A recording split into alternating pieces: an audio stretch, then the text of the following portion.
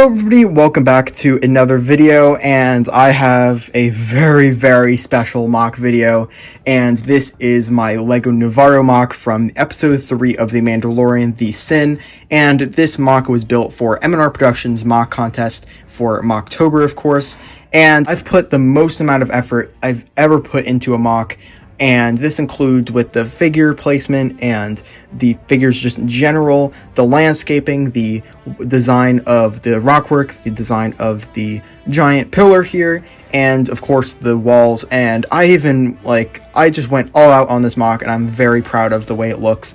And I want to share every single detail I possibly can while being as fast as possible, because I know that M&R Productions is a very busy person and he doesn't have the time to look through a 20-minute video.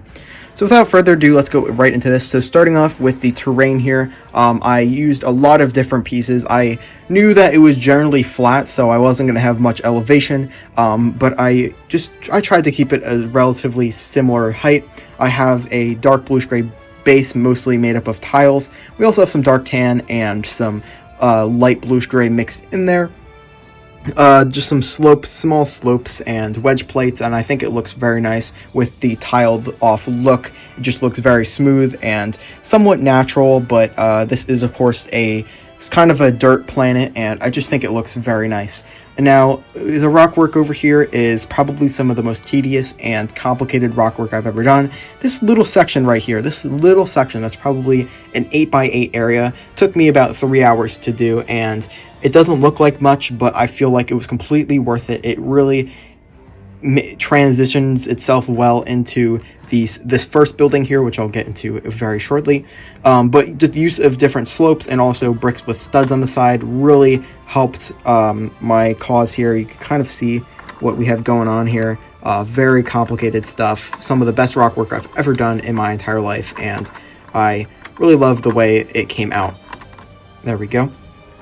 Down here we have 5 crates, and now some of these are pretty simple. Let's focus up here. Some of these are pretty simple. I really love this one, and it's using a bunch of 4 headlight bricks and then these grill tiles, and I just think it looks very nice.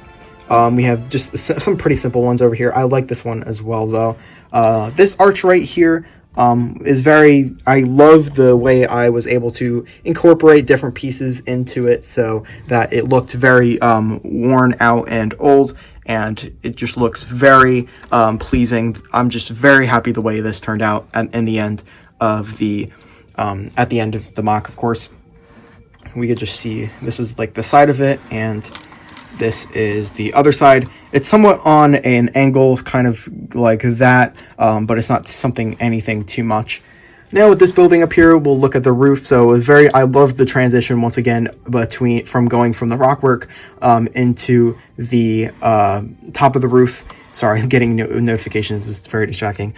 We have kind of a little house over here. If we lift this up, you could see there's a little door, and I really like the way that looks. Sorry. We have some antennas over here, I just included a lot of them, especially in the back portion of the mock over here. But I love this kind of these pieces that make up this kind of dome. It reminds me a lot of Tatooine, however, there's just a lot of gray. And I wish I made this rockwork here dark bluish gray, but of course I have all my dark bluish gray slopes, if not almost everything, used on my Hogwarts mock, so I didn't want to sacrifice that to make this. Also, I want to point out this was limited to my collection. I didn't order pieces for this at all, at least for this mock specifically. So once again, I was challenged with only using pieces from my creation. Also, this Grief Karga here, this is a temporary one. I do have the Mandalorian Razor Crest. I just have it sealed. I'm trying to open it and build it on the 30th. So we have the cart back here with the astromech droid and that the Mandalorian and Baby Yoda were in. Once again, a temporary Baby Yoda until I get the set, of course. And now I didn't have too many Mandalorians other than this Mandalorian battle pack, the Jango and Boba Fett, and also this Mandalorian battle pack. So what I did with my Jango Fett is I changed them up a little bit to make them look more like regular Mandalorians and not named characters that aren't even technically Mandalorians because they're outcasts. But we have this little oscillator thing over here. I really don't know what it is, but I still really like the way this looks. Once again, the droid cart, the Grief Karga, yeah, I already said that. Sorry, this is 2 takes here. I really love the wall design that I came up with. I have these sloped pieces here, and then I have the grill plates on top of block plates, and I think it looks really nice. And then we have a smooth transition into the ceiling here. In here we have a bar area, and I love the way this came out. The figures, placement, everything just looks amazing. Yes, my studio light here is really shining on everything here. We kind of have this design here, and I don't really know what it was, but I was in this I was in this hardware / gun store today, and it had stuff like this on the ceilings, and it just looked really nice. So I thought it would look really nice for a bar. We have this shady minifigure here that I really like. I was inspired by some of the Call of Duty skins, and I decided to make that figure here. We have my Terminator figure that I made, my custom Terminator. Still got to do a video on that, but I still think the placement of it looks kind of funny because he's a Terminator, and of course Nevarro is full of the scum and villainy of bounty hunters. We have this random guy over here, and then we have a Mon Cala bartender, and we just have a lot of different drinks and stuff. We have an Imperial ATSD pilot just kind of getting very drunk, I guess. We have Forlom over here. I know Forlom's probably not in this scene, but I still think he was very fitting. On the top of the roof, we have another one of these domes. Just a couple just random details here. Just love the antennas and different placement of things. Very complicated, but I still really love the way it looks with the rocks on top of the buildings. Here's a side profile of the bar inside of here. And now we get into the main battle scene, and I would say my least favorite part about this mock is how barren this wall is. However, most of the time when you're looking at this mock, you're not going to be seeing this wall, so that's why I kind of skipped out on some of the details. However, I still included some stuff. I have some 2x2 tiles, some masonry bricks, etc. And then we have some like rock work kind of continuing here, and I really love some of these crates that I have that I made up for this mock. We have a trash can here and a trash can there. Just some random bounty hunter minifigures. We have this rebel trooper over here with this really nice backpack that I made for him, but I was like, maybe after the rebellion he becomes some sort of bounty hunter, obviously. So I just made that. We have another crate over here, which is probably one of my favorite crates that we made. We have kind of like an overhang here. I just really like the way it looks with these grill tiles. And I would say this wall back here is probably some of the best wall work I've done.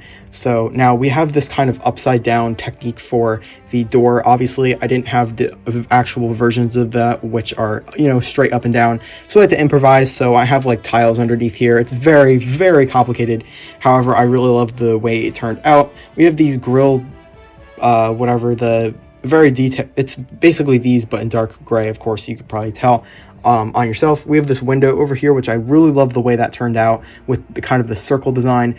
And now you're probably like, Ryan, you took a lot of inspiration from First Order Lego, and yeah, I really did. He probably has the best mock of Nevarro on YouTube, and I just took a lot of inspiration from him, and I also looked at reference material from the actual show, and I just think everything comes together very nicely, and that's what I was going for here. Once again, this is kind of another look at this building. I love the upside down use of that once again. Just all these little intricate angles. I would say this mock took me about 2 weeks, 3 weeks. Actually, I would say maybe three weeks to build. Of course, on and off work because I'm very busy during this period of time. But I just really love the way this looks. Also, we have these upside down angles here, which are not the upside down wedge.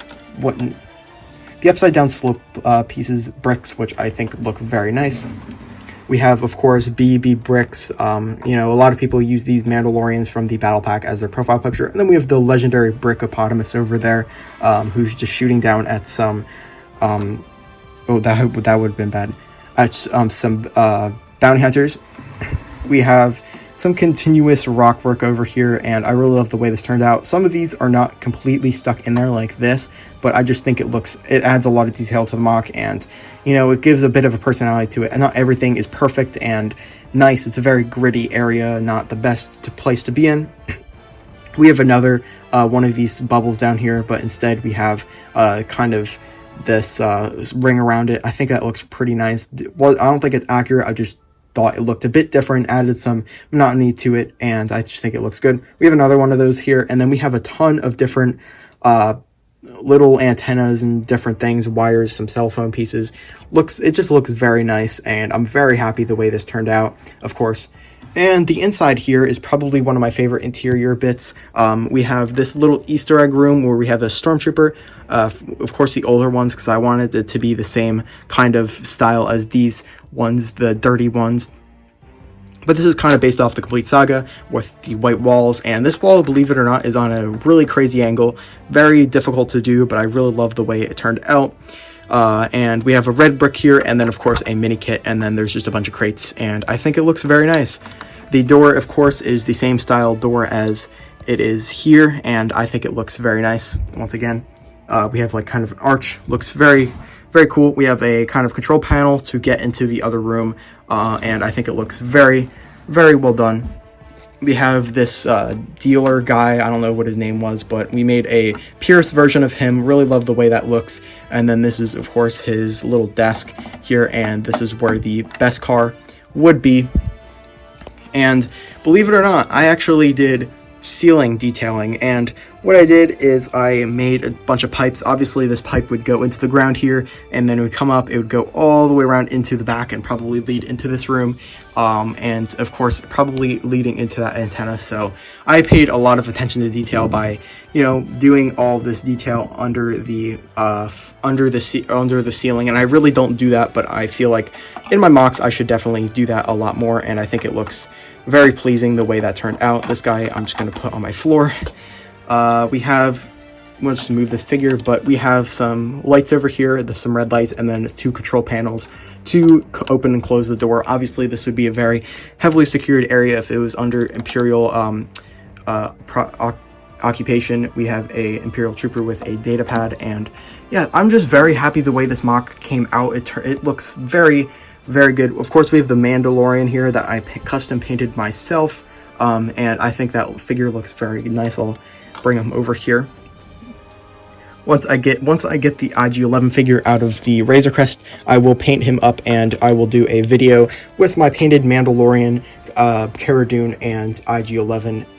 Yeah, IG-11, and I think it'll be a very cool video. So once again, thank you all for watching. Once again, this was for M&R's mock contest, and good luck to all the other contestants that are in that. I hope you guys, you know, have some sort of enjoyment out of the mock, and if you win, that would be absolutely amazing. And M&R, if you're watching this, very big fan. Thank you for watching this, going through this entire video, and I have like a little montage of probably some of the best pictures I've taken of this Moc that I will have at the end of the video. And the music was once again done by Samuel Kim Music. And yeah, so that's it for this video, guys. Hope you guys all enjoyed. Let me know your thoughts and opinions on this Moc.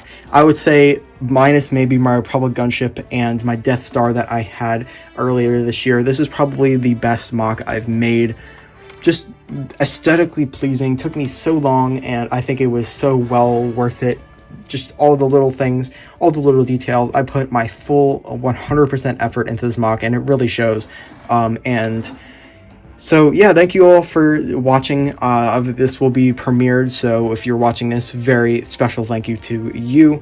We are growing extremely fast, and I am of course waiting on my, I just need to do 2 more customs for my 900 subscriber special whenever we get to that. So if you're new here, remember to like and subscribe, and I will see you in the next video. Goodbye.